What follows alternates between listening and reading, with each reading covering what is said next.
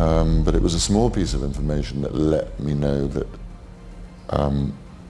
there was more to him than met to the eye. On the set of Harry Potter and the Prisoner of Azkaban, Alan Rickman refused to follow a director's instruction, cryptically stating, "I know something you don't." No one understood what he meant, but he was holding on to the biggest secret of the entire franchise, a truth given to him by J.K. Rowling herself that informed his every move as Snape. That secret is just one of many that the cast has finally revealed.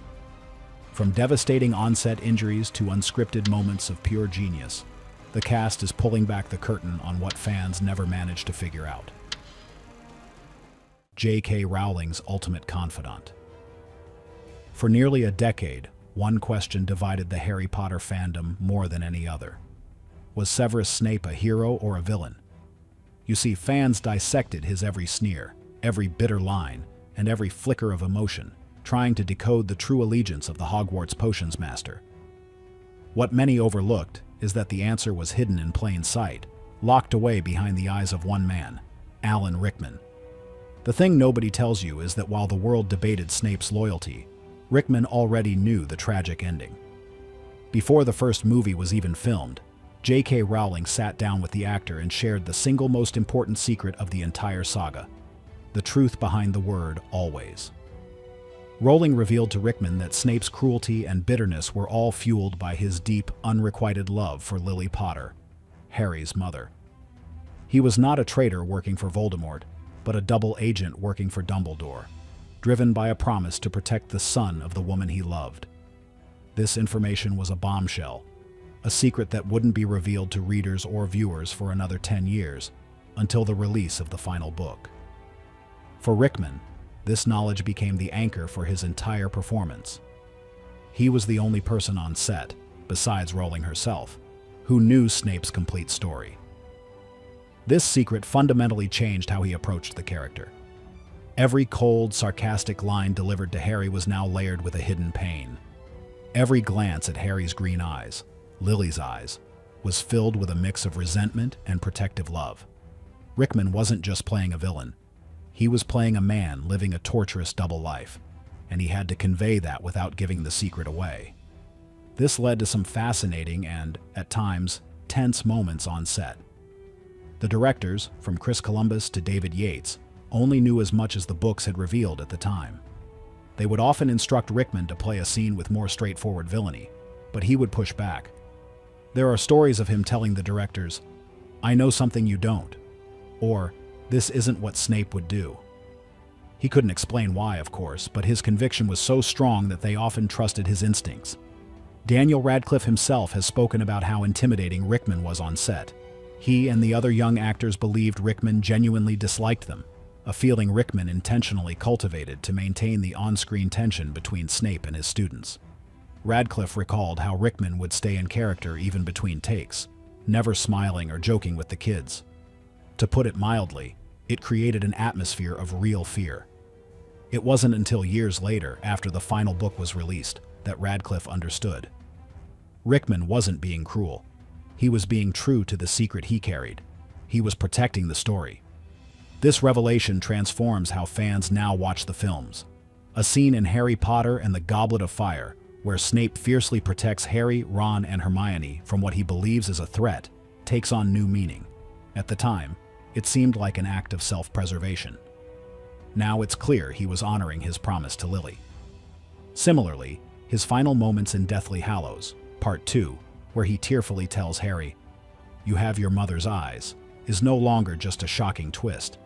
It's the culmination of a performance that Rickman had been building, piece by painful piece, for over a decade. He knew that this was where the journey was always heading. But Rickman's incredible secret was just one of many hidden truths on the set of the Wizarding World. The pranks and mishaps of Hogwarts. While Alan Rickman was guarding the series' biggest secret, the younger cast was busy creating their own kind of magic, the unscripted, chaotic, and often hilarious kind.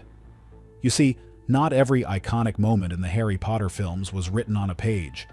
Many were born from pure spontaneity, accidents, or the real-life chemistry between the actors. What many fans never figured out was that some of their favorite lines and scenes were never supposed to happen at all. A perfect example comes from Harry Potter and the Chamber of Secrets.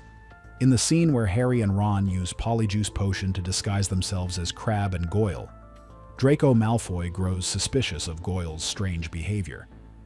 He asks why he's wearing glasses, and Ron, thinking on his feet, explains it was for reading. Tom Felton, as Draco, was supposed to react with a scripted line. Instead, in a moment of brilliant improvisation, he sneered, "I didn't know you could read." The line was so perfectly in character for the arrogant Draco that director Chris Columbus kept it in the final cut. It has since become one of Draco's most quoted moments, a bit of spontaneous genius from a young Tom Felton that fans assumed was a clever bit of writing. But not all unscripted moments were so lighthearted. In Harry Potter and the Prisoner of Azkaban, there's a powerful scene where Hermione finally loses her temper and confronts Draco. The script called for Hermione to slap him. However, when the cameras rolled, Emma Watson, fully immersed in Hermione's frustration, accidentally landed a full-on punch to Tom Felton's face. Felton later joked about the incident, admitting he was completely stunned. "She's got a bit of a wicked right hook, that girl," he said. The shock on his face in the film is 100% genuine. The director loved the raw energy of the take so much that he used it, creating a moment of catharsis for fans that felt far more satisfying than a simple slap ever could have.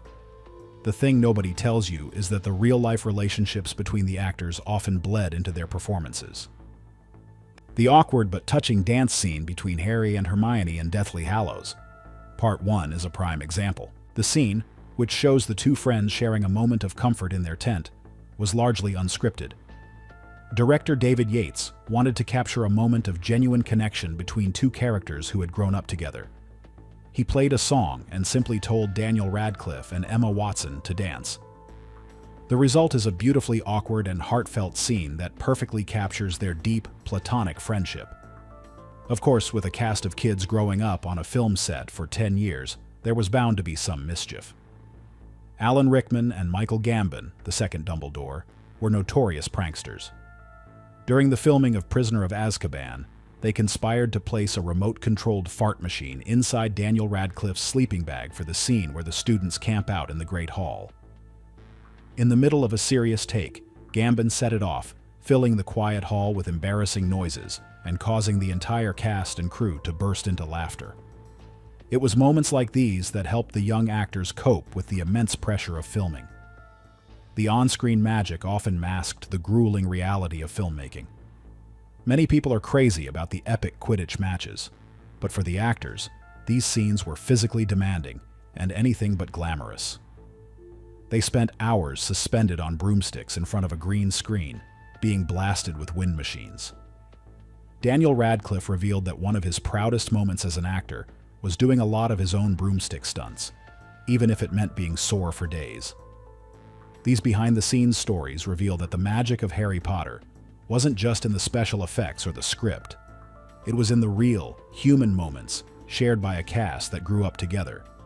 But while some on-set accidents led to laughter, one tragic event would change a life forever. Hogwarts in Flames. The world of Harry Potter, with its dazzling spells and mythical creatures, felt like a place where anything was possible and no real harm could ever befall its heroes. But behind the magic, the reality of filmmaking was far more dangerous. For every breathtaking Quidditch match or explosive duel, there were stunt performers risking their safety to bring the action to life. The thing nobody tells you is that this magic came at a devastating cost for one member of the Harry Potter family, a heartbreaking accident that was largely kept out of the public eye. His name is David Holmes, and he was Daniel Radcliffe's primary stunt double for the first 6 films. From the moment he stepped on set as an 11-year-old boy, Holmes was the one performing the death-defying falls, the high-speed broomstick flights, and the brutal hits during Quidditch matches. He and Radcliffe became incredibly close, almost like brothers.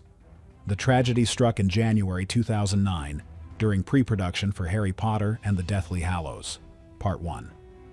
Holmes was rehearsing a flying stunt that involved being pulled backward by a high-strength wire to simulate the effect of an explosion. But something went horribly wrong. The stunt, known as a jerk-back, pulled him with far more force than anticipated, slamming him into a wall. Holmes immediately knew something was terribly wrong. He told the stunt coordinator, "I can't feel my legs." The accident left him paralyzed from the chest down, with limited movement in his arms and hands. At just 25 years old, the athletic and fearless stuntman's life was changed in an instant.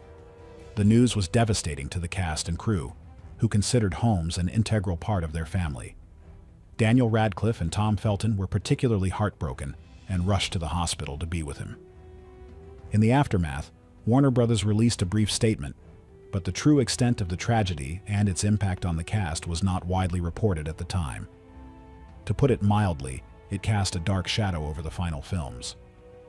Radcliffe has since spoken about the immense guilt and sadness he felt, knowing that his friend and older brother figure had suffered such a life-altering injury while making it possible for Harry Potter to fly. Despite the unimaginable challenge, David Holmes has shown incredible resilience. He has refused to let his injury define him, going on to launch a production company and a podcast with Radcliffe called Cunning Stunts, which shines a light on the often overlooked world of stunt performers. His story is a sobering reminder of the real people and real risks behind the magic we see on screen. And his wasn't the only near disaster. During the filming of the climactic battle of Hogwarts for Deathly Hallows, Part 2, a pyrotechnic effect misfired, setting a massive, detailed section of the Hogwarts castle set ablaze. Firefighters rushed to the scene as flames engulfed the Great Hall. Fortunately, no one was injured, but the fire caused hundreds of thousands of dollars in damage and destroyed a part of the set that had been a home to the cast for a decade. Even simple scenes could be dangerous. Daniel Radcliffe revealed he had a close call during the underwater filming for the second task in Goblet of Fire. While suspended in a massive water tank, he gave the incorrect hand signal to the safety divers, accidentally signaling that he was fine when he meant he was running out of air. Luckily, a vigilant crew member noticed his distress and pulled him to the surface just in time. These incidents, from the tragic to the near misses, reveal the hidden price of creating the wizarding world. But the dangers weren't just physical. Some of the biggest secrets were hidden in the very words themselves. You've probably read the books and watched the movies more times than you can count. You can name every Hogwarts house, recite spells, and debate the merits of Snape's character arc for hours. But the thing is, even the most devoted fans miss some of the most clever secrets J.K. Rowling and the filmmakers hid in plain sight. These weren't just fun Easter eggs. They were subtle clues that foreshadowed major plot twists and revealed deep truths about the characters, long before they were ever spelled out. What many overlooked was that the magic was often in the details. Let's start with the names. Rowling, a former classics student, loved weaving mythology and etymology into her characters' names. For example, Remus Lupin, the beloved Defense Against the Dark Arts teacher, had his secret hidden in his name all along. Remus is a reference to one of the mythical twin founders of Rome who was raised by a wolf. Lupin comes from the Latin word lupinus, meaning wolf-like. His identity as a werewolf wasn't a surprise twist, it was literally his name. Similarly, Sirius Black's name is a direct clue to his animagus form. Sirius is the brightest star in the sky, also known as the Dog Star, located in the constellation Canis Major, Greater Dog. So, the fact that he could transform into a large black dog was a clever bit of wordplay hidden in the stars. After hearing these secrets, does the magic of Harry Potter feel more real, or does it change the way you see the films? Let us know in the comments. Don't forget to like and subscribe for more hidden truths from your favorite movies.